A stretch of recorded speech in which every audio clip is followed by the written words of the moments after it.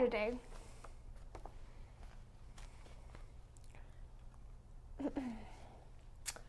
Why nice and accurate, said Newt. Nice as in exact or precise, said Anathema, in the weary tones of one who'd explained this before.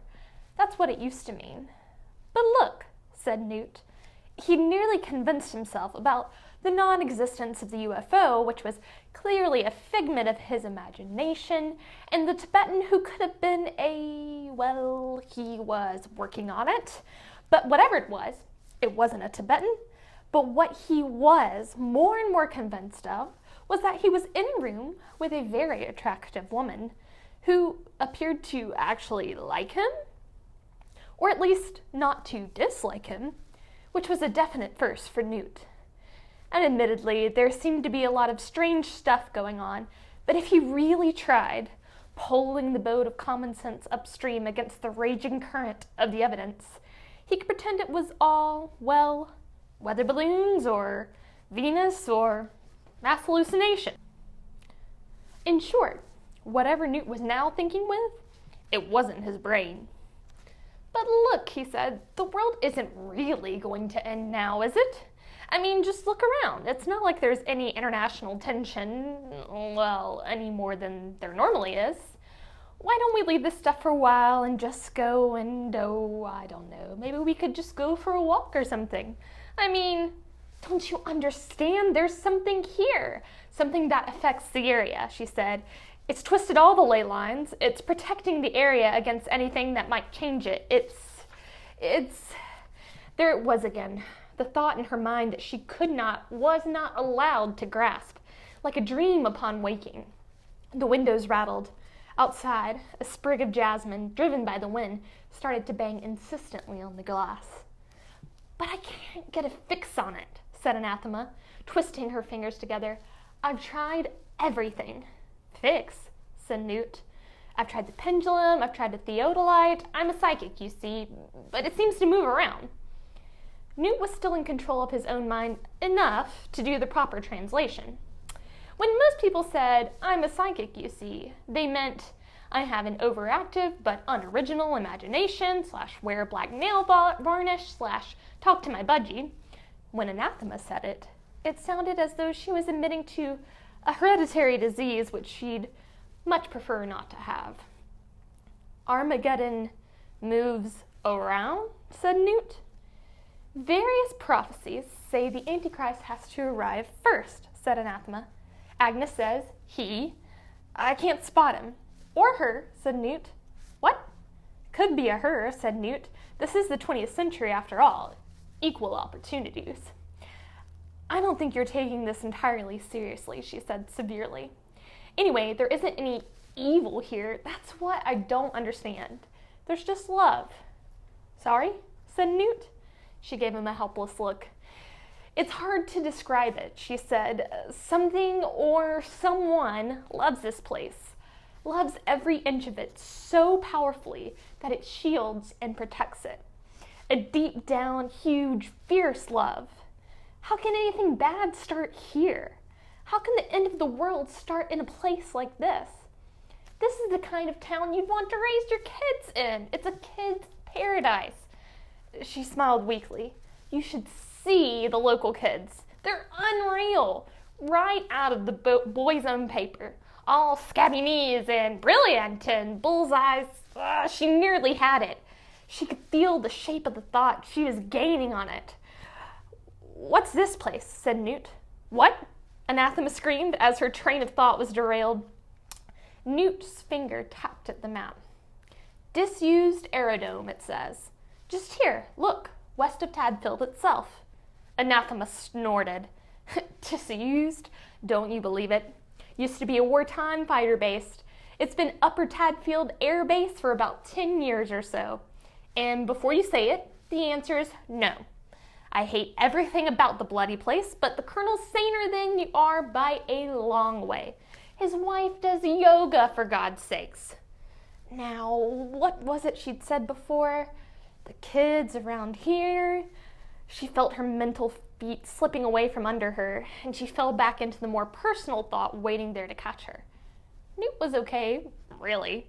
And the thing about spending the rest of your life with him was he wouldn't be around long enough to get on your nerves.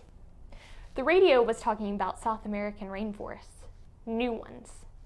It began to hail. Bullets of ice shredded the leaves around them as Adam led them down into the quarry. Dog slunk along with his tail between his legs, whining. This wasn't right, he was thinking. Just when I was getting the hang of rats. Just when I nearly sorted out that bloody German shepherd across the road.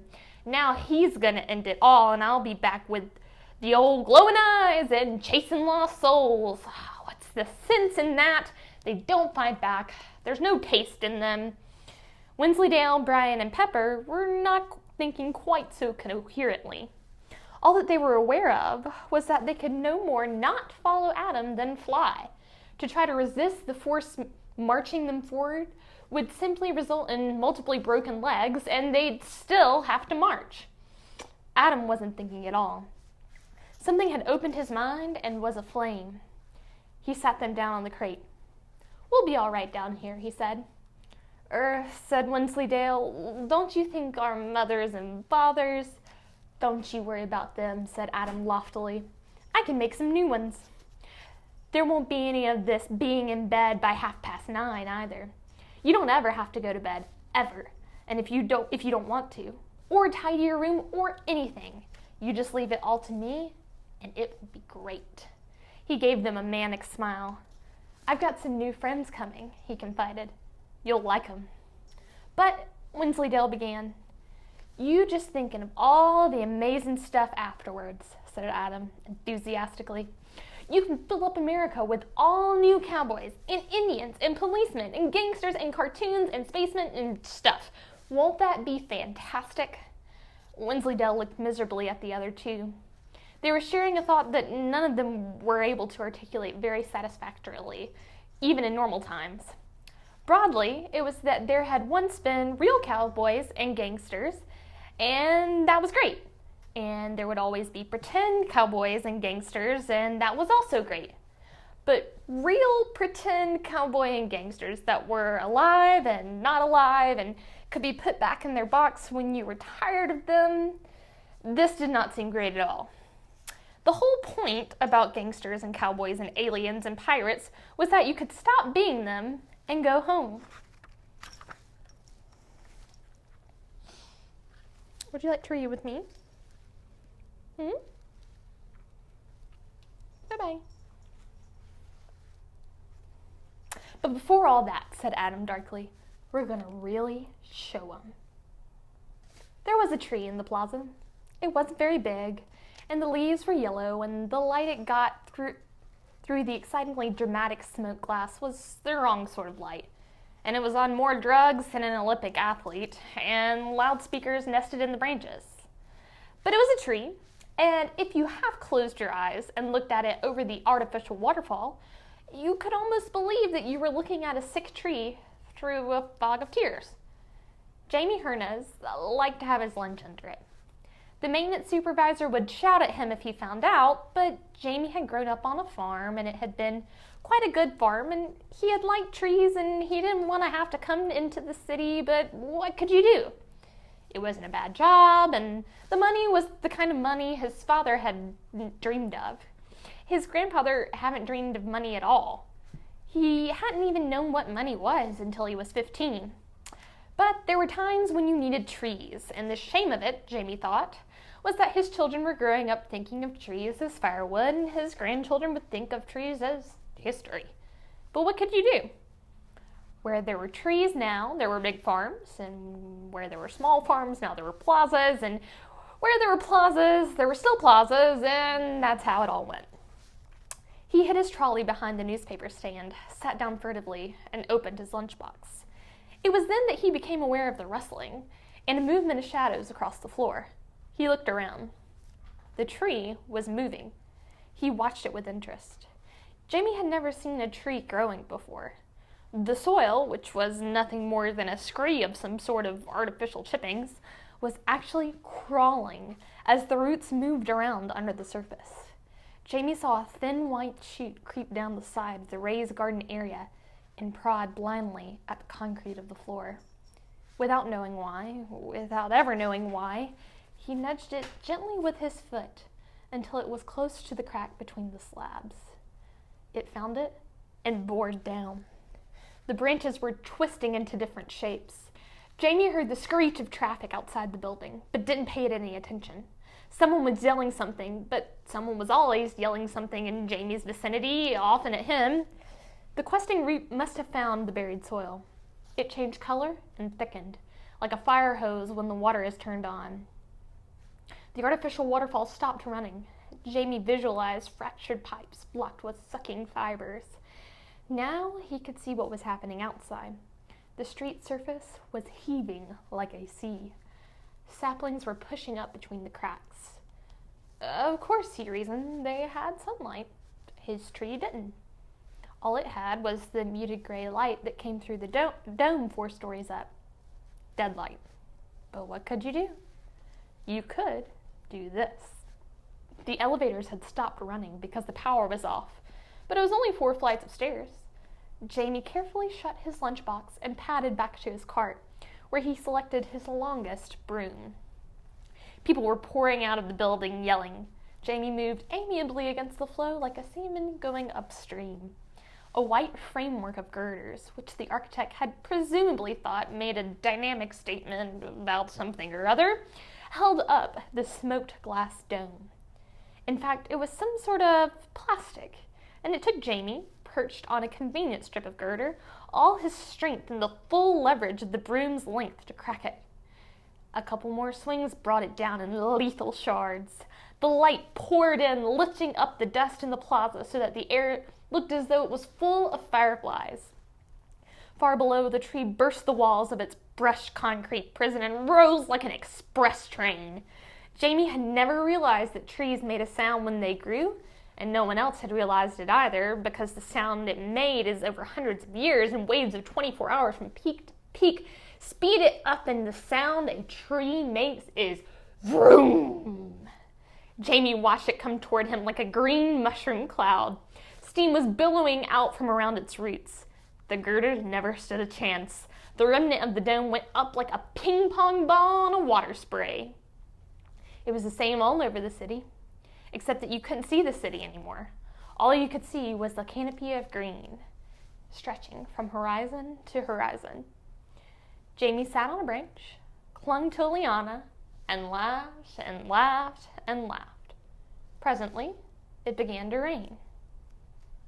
The Kapamaki, a whaling research ship, was currently researching the question, how many whales can you catch in 1 week? Except that today, there weren't any whales. The crew stared at the streams, which by the application of ingenious technology could spot anything larger than a sardine and calculate its net value on the international oil market, and found them blank. The occasional fish that did show up was barreling through the water as if in a great hurry to get elsewhere. The captain drummed his finger on the console. He was afraid that he might soon be conducting his own research project to find out what happened to a statistically small sample of whaler captains who come back without a factory ship full of research material. He wondered what they did to you. Maybe they locked you in a room with a harpoon gun and expected you to do the honorable thing. This was unreal. There ought to be something. The navigator punched up a chart and stared at it. Honorable sir, he said. What is it? The captain said testily. We seem to have a miserable instrument failure.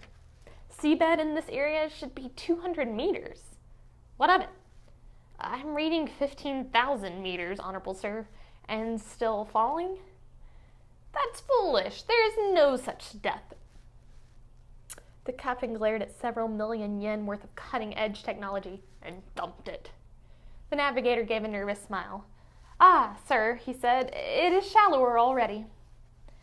Beneath the thunders of the upper deep, as Aziraphale and Tennyson both knew, far, far beneath in the abyssal sea, the kraken sleepeth.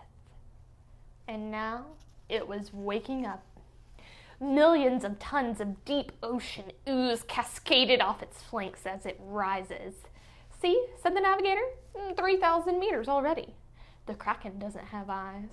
There's never been anything for it to look at. But as it billows up through the icy waters, it picks up the microwave noise of the sea, the sorrowing beeps and whistles of whale song. Said the navigator, 1,000 meters? The Kraken is not amused. 500 meters? The factory ship rots on the sudden swell. 100 meters? There's a tiny metal thing above it. The Kraken stirs, and 10 billion sushi dinners cry out for vengeance. The cottage windows burst inward. This wasn't a storm, it was war. Fragments of jasmine whirled across the room, mingled with the rain of file cards. Newt and Anathema clung to one another in the space between the overturned table and the wall. Go on, muttered Newt. Tell me Agnes predicted this. She did say he bringeth the storm, said Anathema. This is a bloody hurricane. Did she say what's supposed to happen next? 2,315 is cross-referenced to 3,477, said Anathema. And you can remember details at a time like this, since you mention it? Yes, she said. She held out a card. 3,477. Let the wheel of fate turn. Let hearts enjoin. There are other fires than mine. When the wind bloweth, the blossoms reach out one to another, for the calm cometh when red and white and black and pale approach to peace is our profession. Footnote. Some mysticism here, one fears. AF device, October 17th, 1889. Peas/blossoms, OFD, 1929, September 4th.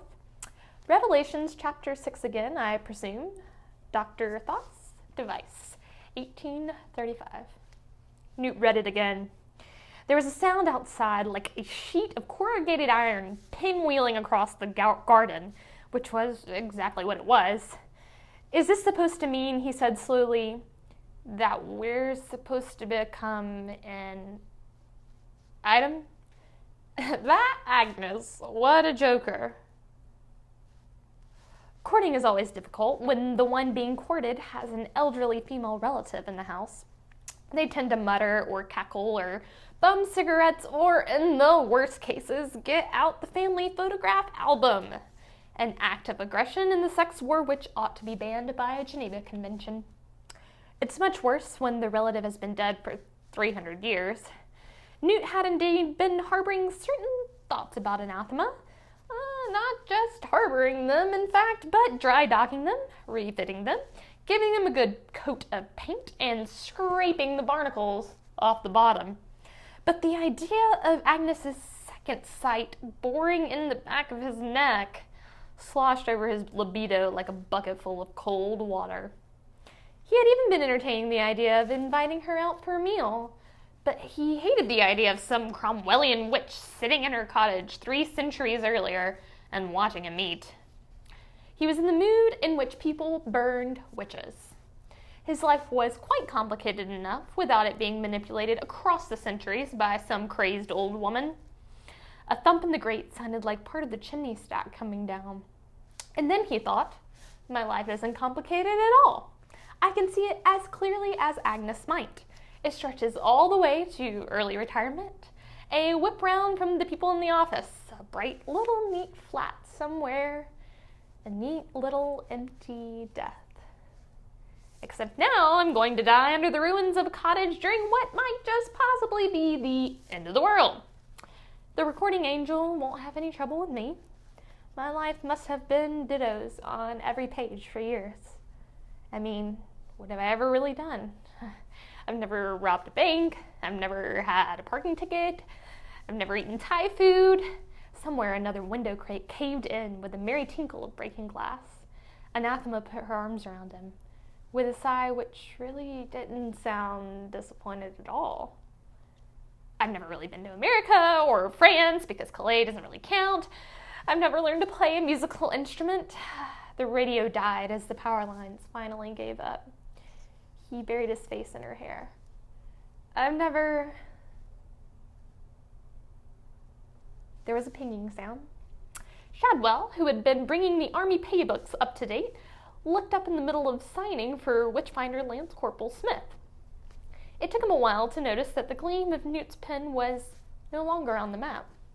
He got down from his stool, muttering under his breath, and searched around on the floor until he found it. He gave it another polish and put it back in Tadfield.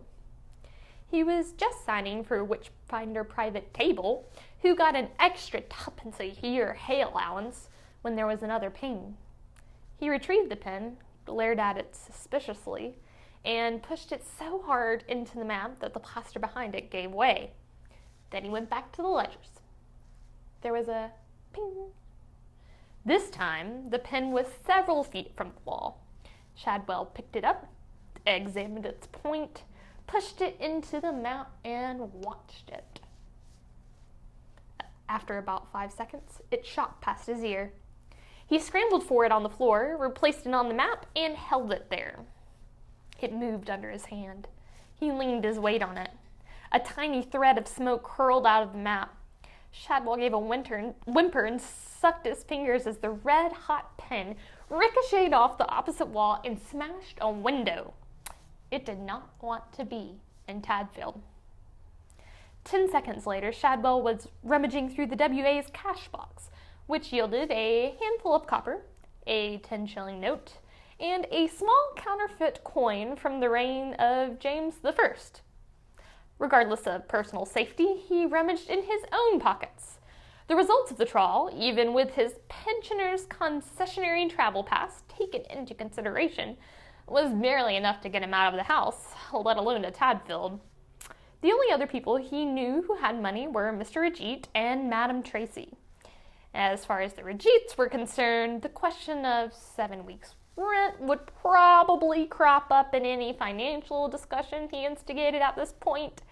And as for Madame Tracy, who'd only be too willing to lend him a handful of used tenors.